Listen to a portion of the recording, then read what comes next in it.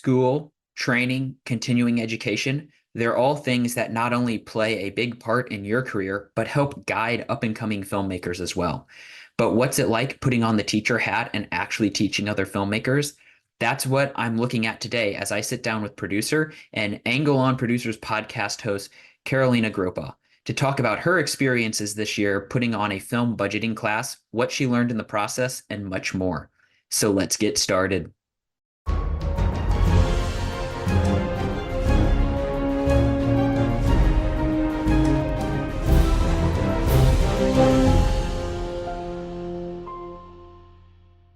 Thank you very much, Carolina, for taking the time to come on to the Producer Podcast today.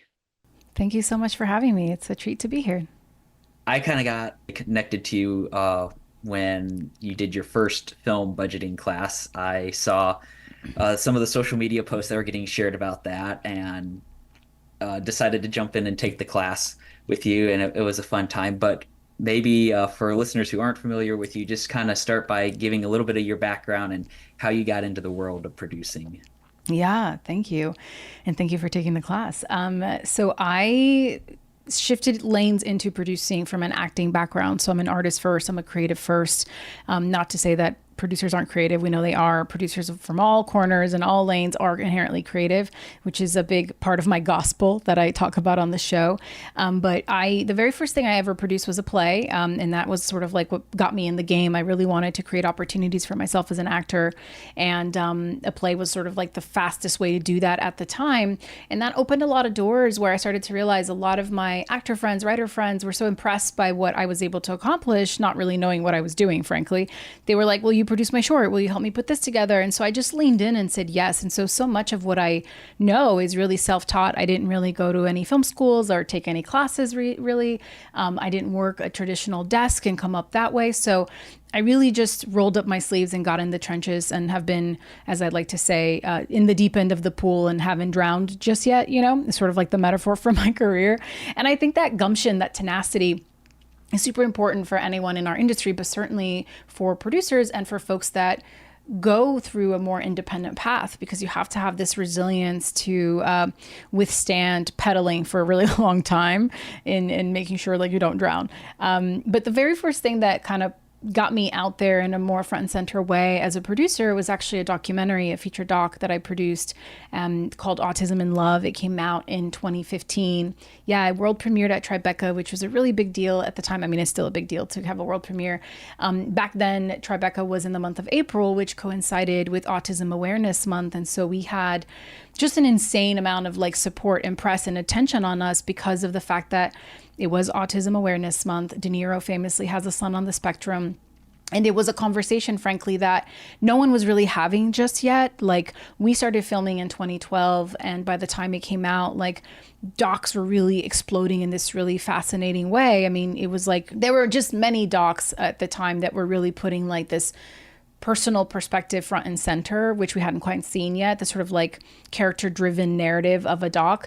And so Autism in Love was a big gift. We sold it to Netflix at the time, which again was also a big deal. They were still early days of original content, had a limited run on PBS, got an Emmy nomination, and so that was like truly a labor of love project that was a gift that was given to me. And years later, the show Love on the Spectrum was developed very similarly based on the concept of our feature doc. And we're not involved with that. And I'm happy that that exists. But at the time, we couldn't grasp like how you would serialize this format without being exploitive to people on the spectrum, because we had spent a year filming and recording and navigating how challenging that is, because for anyone to open up their lives to have a camera in their lives is hard enough, but then you compound that with folks on the spectrum, which have already sort of like a more challenging aspect of dealing with that. Anyway, so it just wasn't the right thing for us, but I'm so glad that the show exists and has brought so much value for so many and continues to amplify this really important message of adults on the spectrum and how they navigate their romantic relationships. But after that doc, which I loved doing, that's when I realized, wow, like I'm broke, you know, like I love doing this, but we're not going to make any money. And mind you, we were like one of the lucky ones. We made the doc for very, very little. We sold it. We still have money coming in from like educational sales almost a decade later. However, it still hasn't been enough to really even break even, is the truth. But what the work has done and what it did for us as a filmmaking team was really astronomical. But after that is when I realized, okay, for me to really sustain myself as a producer, I'm not independently wealthy. I don't have a development deal somewhere. I have to work. And so I'm going to become really good at line producing and being a physical producer, because I started to realize that role within a budget is never going to be cut, no matter how little you have to make something. And I enjoyed many aspects of it, the organizational aspects of it, the logistics. It's a big puzzle piece, right? So I spent the next, I want to say like 5 years of my career really shifting lanes into the narrative space, the feature landscape, and learning from other seasoned producers who took me under their wings and helped me learn essentially how to line produce on the job. I did commercials, then I did branded, I did anything I could get my hands on really to make money while pushing forward my own projects as a producer, because as anyone who is listening may know, when you're doing development, when you're on the more just quote unquote creative side, it takes a long time. It's like a month just for someone to even open an email. And you unless you have money coming in from some other channel, how do you sustain yourself mentally, emotionally, physically, financially, all of that? Which was a really big impetus, frankly, for me to start the podcast, Angle on Producers, because I was like, okay, there's this perception that this is so easy and romantic and fun and financially viable for a lot of people, lucrative, right? But everyone I'm talking to is just telling me about how hard it is and how much they love it and all of that stuff. So the show was really born out of this need of like, have these conversations on mic, not to dissuade anyone, but to inform them of like, hey, you're welcome here. We want you here, but this is the reality of what you're actually getting into. So buckle up, right? Like be ready for that journey.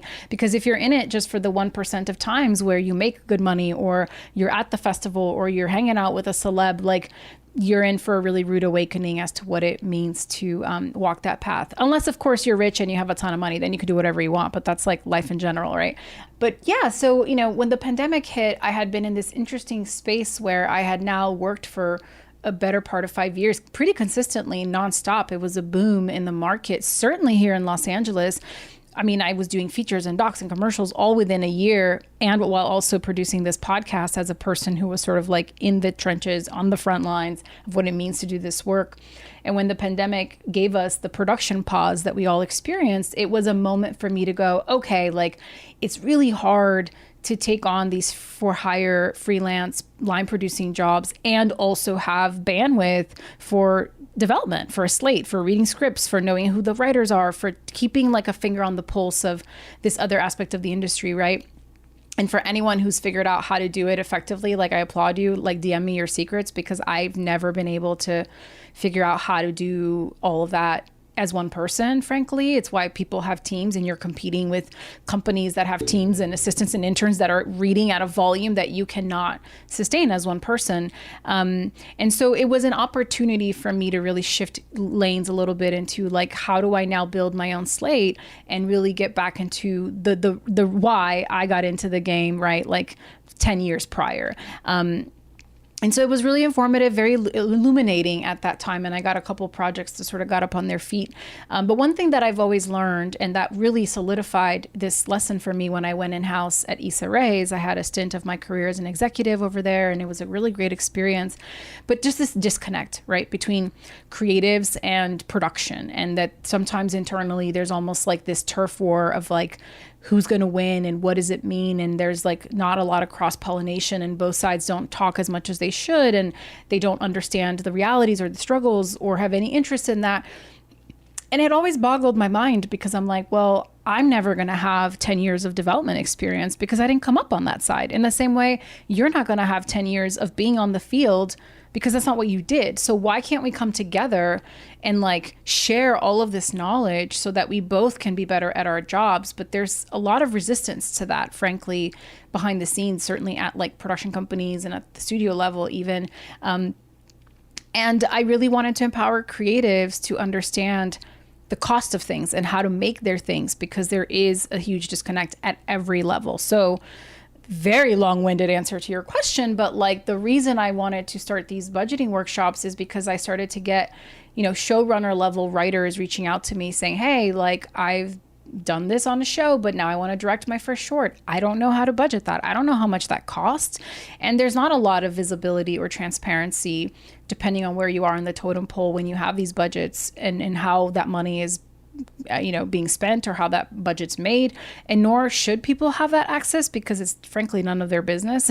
But anyway, I really wanted to say, all right, like we're in this market of contraction, there's less and less money to go around, but creative juices don't stop because of that. In fact, I think it's like 10x. And so how can I use my skill set to empower others who are not going to go and like become a line producer necessarily, but to give them all of the baseline infrastructure so that they can really walk away understanding why, like, you're going to sneeze and you're going to spend $50,000 on a short. And when I tell people that, they like roll their eyes and sort of go, no, that's not going to happen to me. I'm going to find a way to do it for less. And I'm like, yeah, you can do it for whatever number, but then you're just not paying people, or you're not feeding people. So like, which one is it?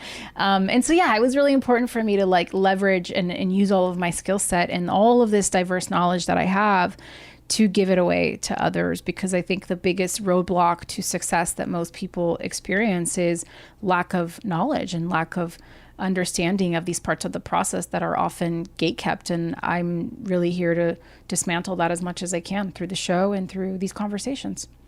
Yeah, definitely. So I guess I'd be curious, like as you were kind of formulating the idea for the budgeting class, like were you nervous at all that like will anybody even sign up? Because like nowadays there's YouTube, there's search engines, like again it's kind of like for some people I think, why should I spend money and attend a class? I can just Google it, right? Yeah, absolutely. And that's fair and valid. And there is always that fear, but like what you can't Google is the institutional knowledge that's in my brain. Like you can't, that doesn't exist anywhere that I have found. And I also think there's value in having someone walk you through their process in real time so that you can be right there with them and ask them questions in real time. You're not going to get that necessarily from a YouTube video after the fact. But I also wanted to test out the format and see like, is this working? Like, is this a value add? What are people really looking for?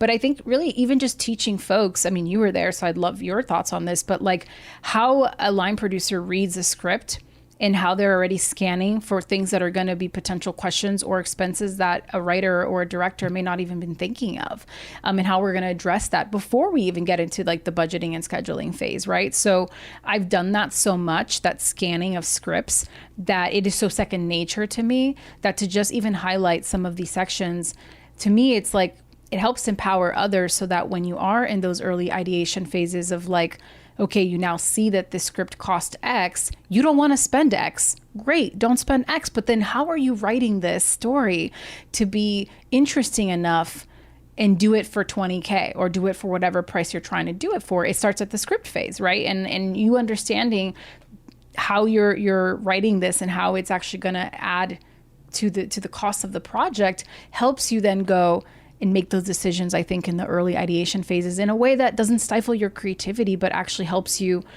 sharpen your lens even more of how you're going to look at what you want to, the story that you want to tell, so that you can do it for a price point that makes sense for you, Just kind of bouncing off there about like the script breakdown.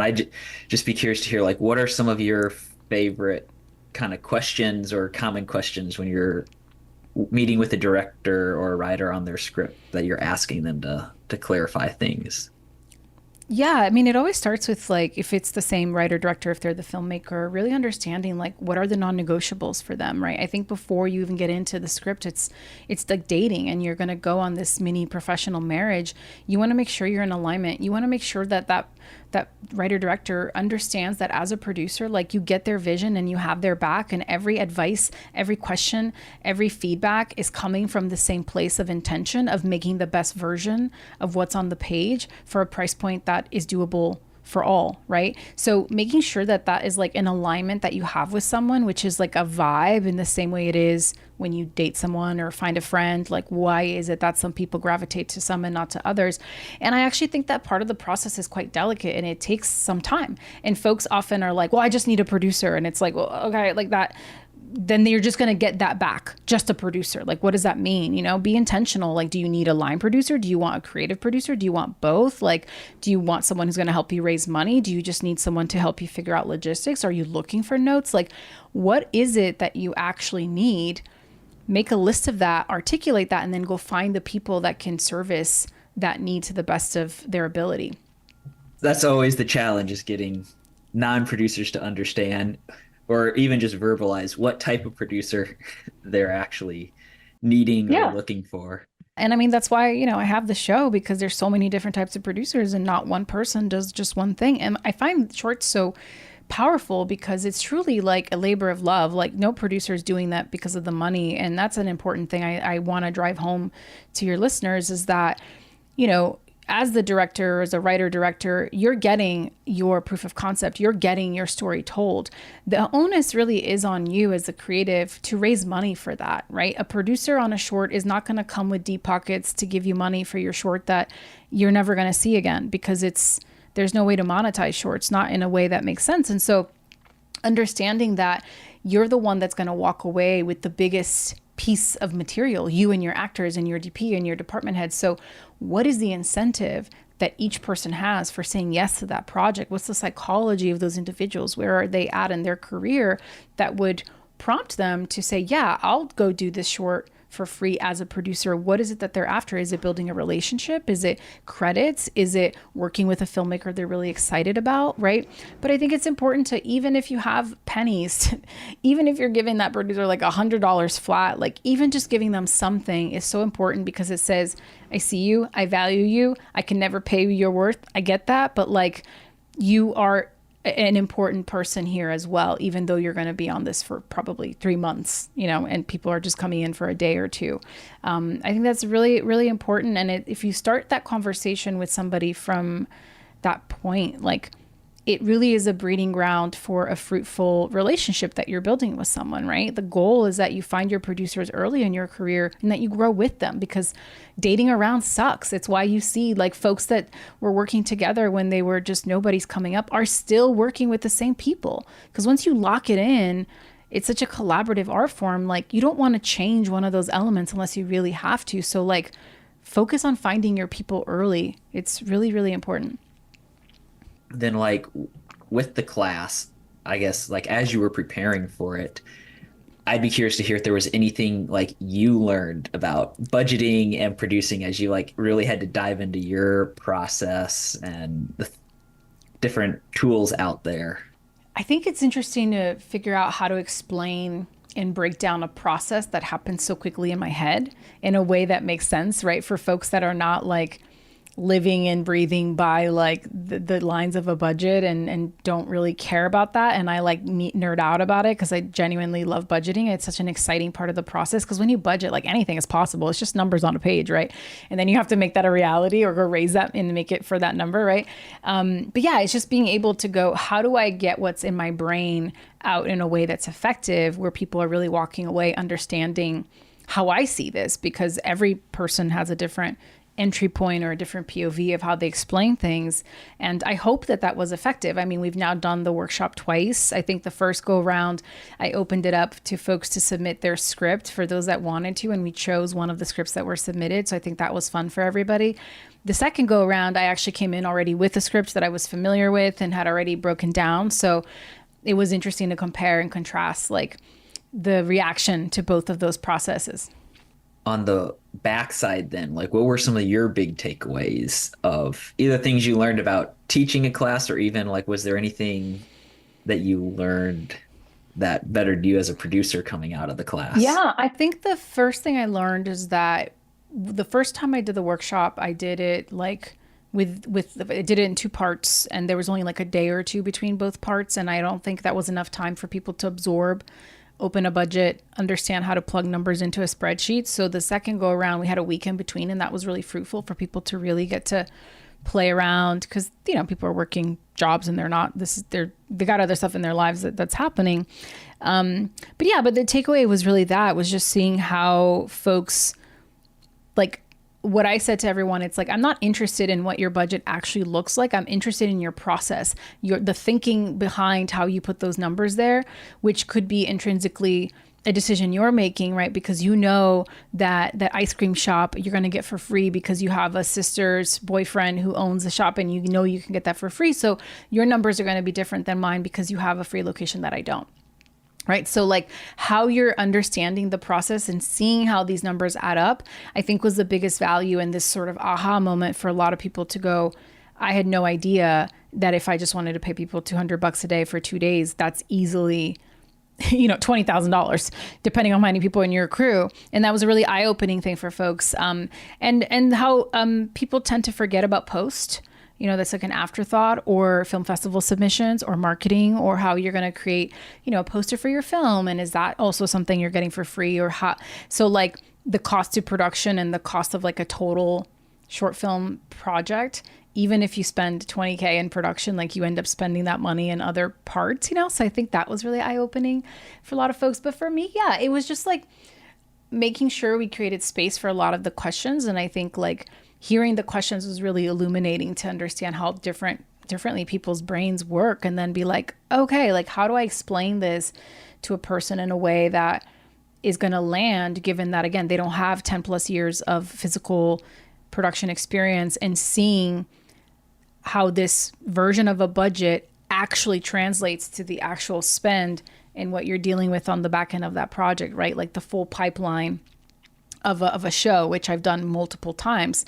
So that's why I can say, you can put whatever number you want on there, but I'm telling you, you're going to spend X. Like I've seen it happen, either you accept it now, or during production, you're going to have to find the money. But like, I'm telling you, that's what it's going to be, And if you get it for less, depending on what it is, I would question the value of what you're getting, So that was a really, I think, illuminating thing for me. But I also just love I love hearing how people's minds work and how they also think of like creative solutions that maybe I hadn't thought of, So that was really cool. Did you, because I know when I took the class, like it was a good mix of like different crew positions in the industry. It wasn't just like a bunch of people who wanted to be producers per se. Yeah. So was that at all like a challenge of like trying to teach a bunch of different backgrounds, or did that make it more fun, I guess you could say, or I think it made it more fun because I'm not teaching a class for line producers necessarily. If someone's really serious about that as a career path, like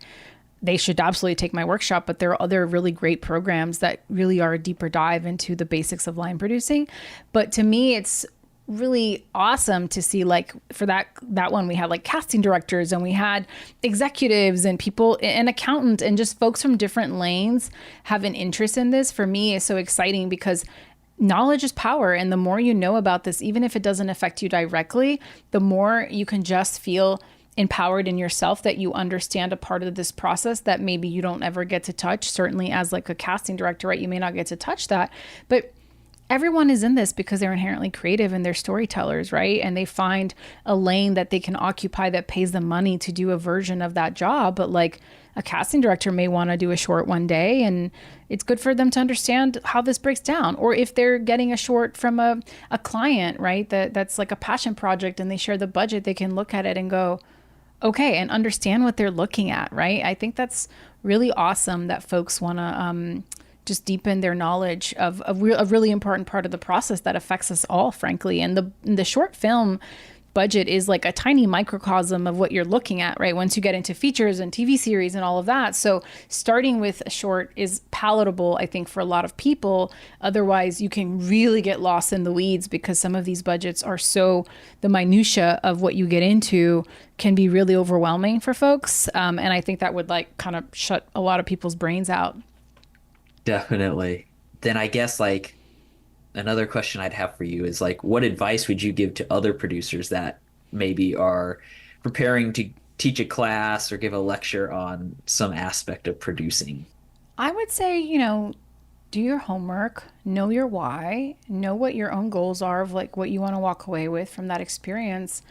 be prepared, but then very similar to production, right? Be ready to just be present and roll with the punches. You may have a very specific agenda, and then things kind of go in a different direction, not completely different direction, because you don't want to lose sight of what you're doing there, but the little detours sometimes are really fun to still get you to where you're going. And I think if you can find the fun in it, that's why anyone should teach anything, in my opinion. Because I think that you feel that as a participant or as a student, right? That the person teaching you truly cares and loves the thing that they're talking to you about.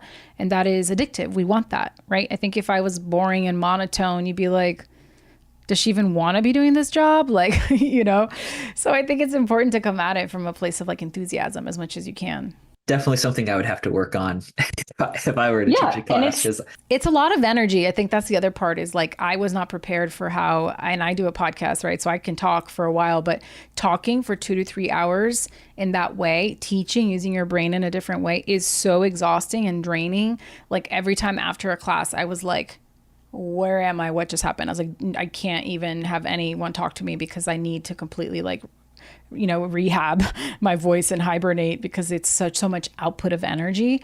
And so I have a lot of respect for professors and teachers who do this all day long and get up in front of a class in person and deal with this time and time again. I mean, teachers really are, our heroes, and I applaud them for the work that they do and for caring so much about their jobs because it impacts us.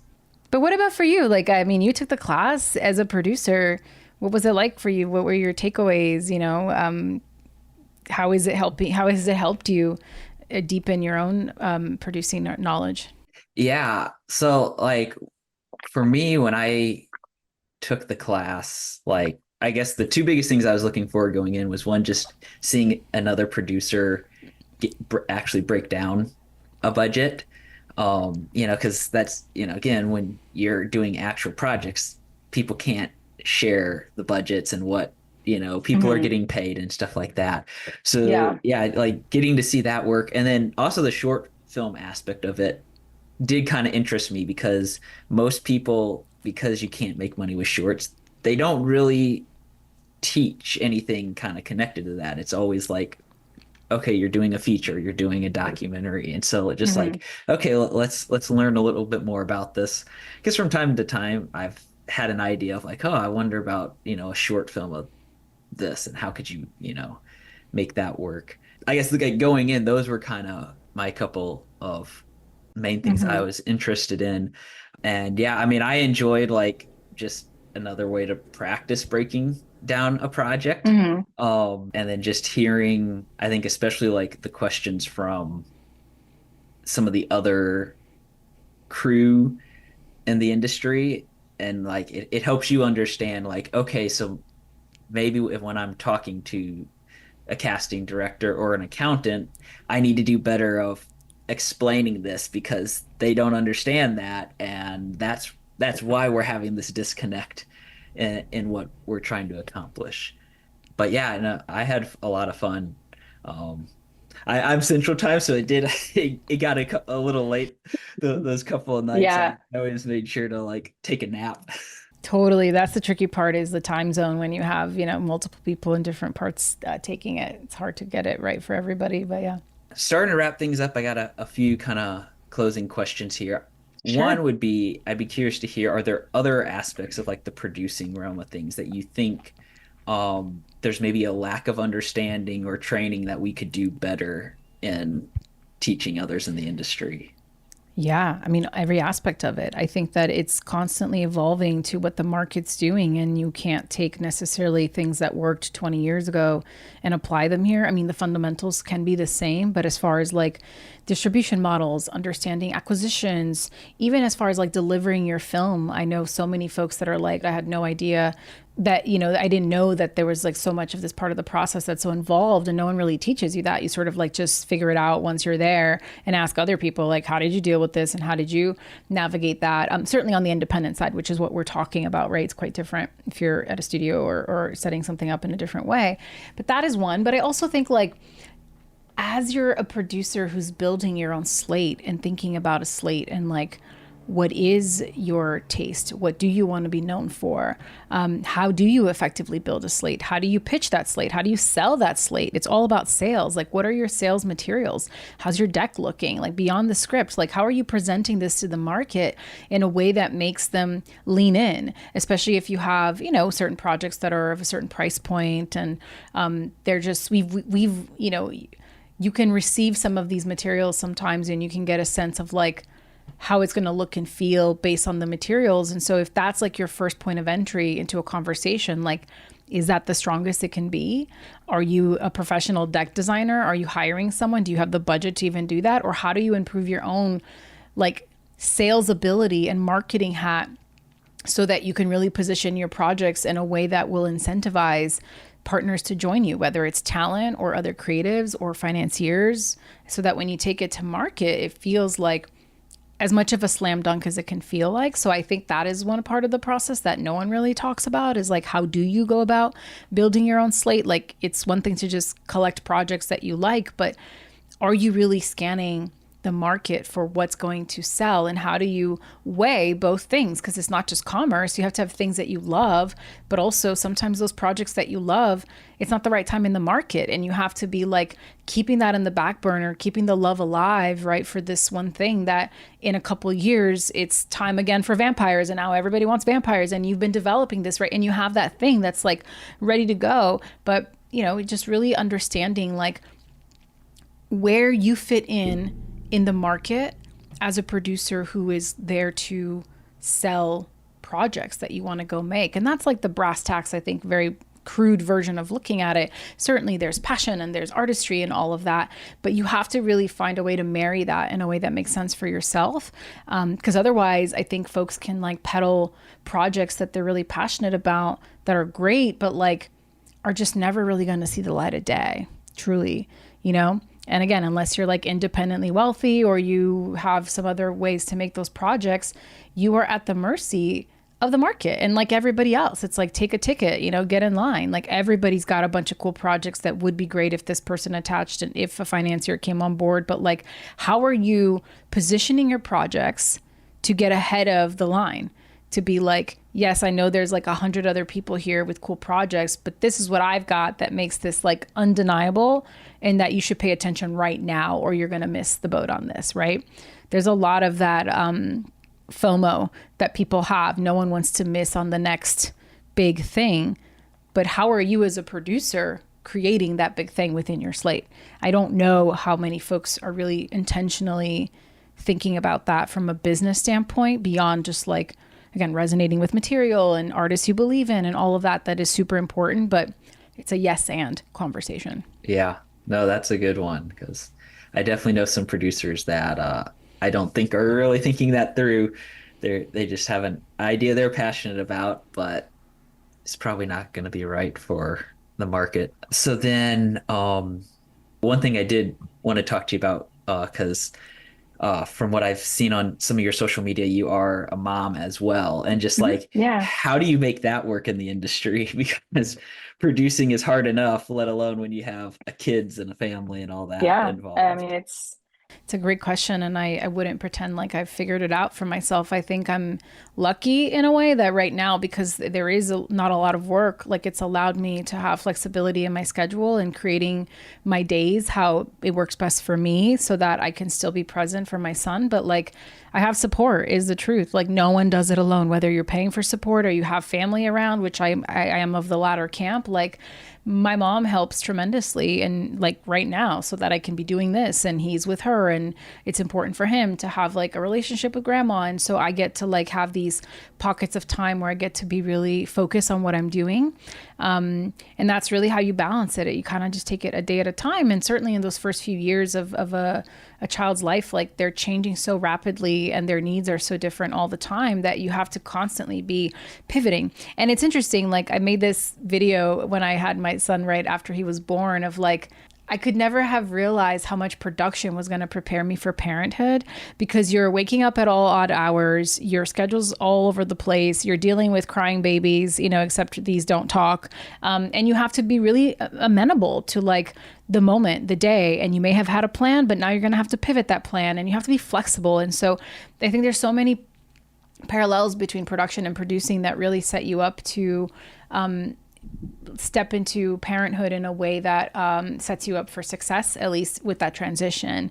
But certainly, like, I haven't had really a full-time job yet, or a movie of mine that's gone, and then figuring out how am I going to now fit that into my life, right? And once I do, I'll definitely talk about it openly through my Substack or through the podcast of how I'm doing that, because again, I'm very obsessed with giving folks information and knowledge that, like, I wish I had coming up. You know, it's honestly one of the big, like, pillars of why I started the show, because I was like, wait, why isn't anyone talking about this? Why is it that I can't go anywhere unless I get lucky enough to get a producer to go to coffee with me and pick their brain to talk about these realities? Like, people don't talk about this on panels. They don't talk about this out in the world necessarily. So I just thought it was unfortunate, you know, because again, it's not to dissuade anyone. It's just to know, like, producers prepare. That's what we do. So the more you can prepare for all of the challenges up ahead to the best of your ability, the better off you'll be to weather all the changes that inevitably come with a plan, you know?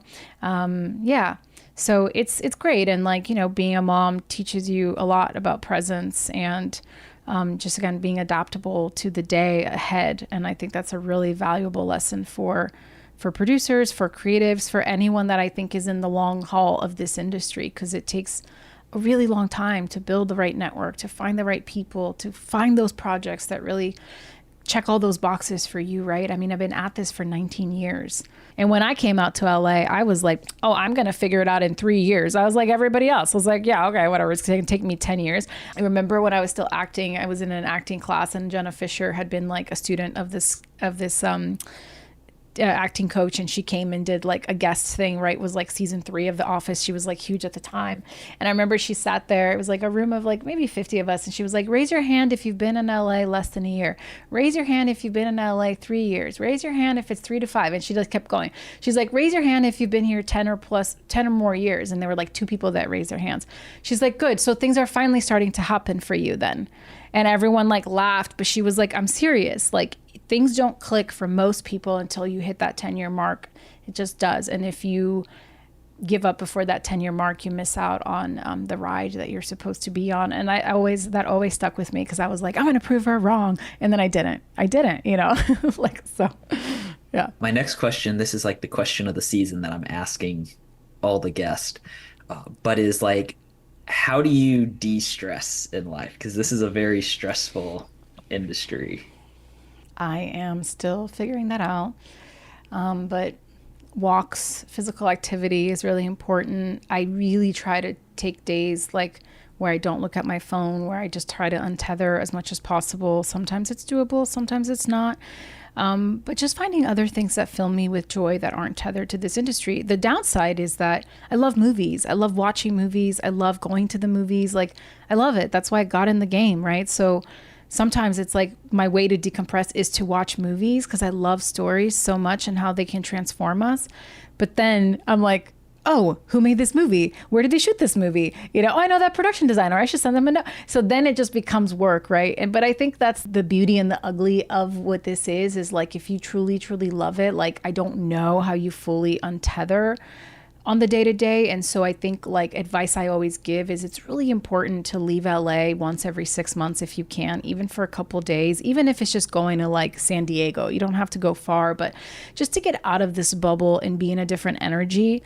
For me, that's really valuable, just to remember, like, there's a world that's so much bigger than this world that we live in. And that world is super important to be a part of and be inspired by, and bring that back into the work that motivates you to stay here and fight the fight. So. Yeah, no, I've definitely tried as well, the whole like unplugging, and Yeah, it hasn't worked too well so far. it's hard. But yeah. So then my final question is just, what would be one piece of advice you would give to somebody who's just getting started as a producer? I would be really intentionally looking at who is doing really interesting work on social media, on YouTube, the TikTokers, the influencers. Who are the folks that are creators, that are really interesting in what they're doing, and how can I partner with them to figure out where they're going and amplify what they're doing? And then if they have ambitions to get into long form, how do we make that leap in a way that makes sense? But I think having a finger on the pulse of like where the attention economy is right now is super important. So if I was like in my 20s starting, that's where I would be looking.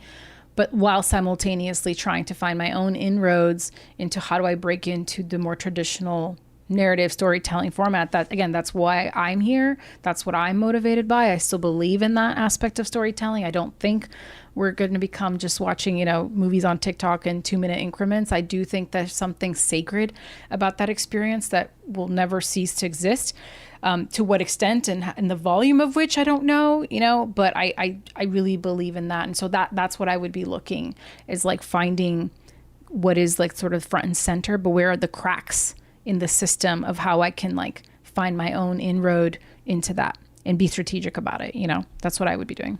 It's definitely an important thing to do nowadays. And I know I have a Pinterest board that when I see cool channels or cool projects, it's like I'll save it to those for reference in the future. It's really inspiring, and it's a great reminder of like how much you can do on your own these days, right? When I was coming up, like the iPhone hadn't even come out yet. You know what I mean? Like the YouTube had just started. Like I've really lived through a big explosion of access that people have now. And everyone says this, like, you have your phone, just shoot a movie on your phone. But it's true. Like you can literally create anything. And I think that's paralyzing in a way, because it's so much access and opportunity that it's like, what do you do? Where do you start? So I applaud the folks that like figure that out for themselves and become creators in their own right and are doing such interesting work that fills them and fulfills them, and I'm so curious to see like what is coming up and who's coming up in this moment that we're living in that we don't even know about, that are going to be like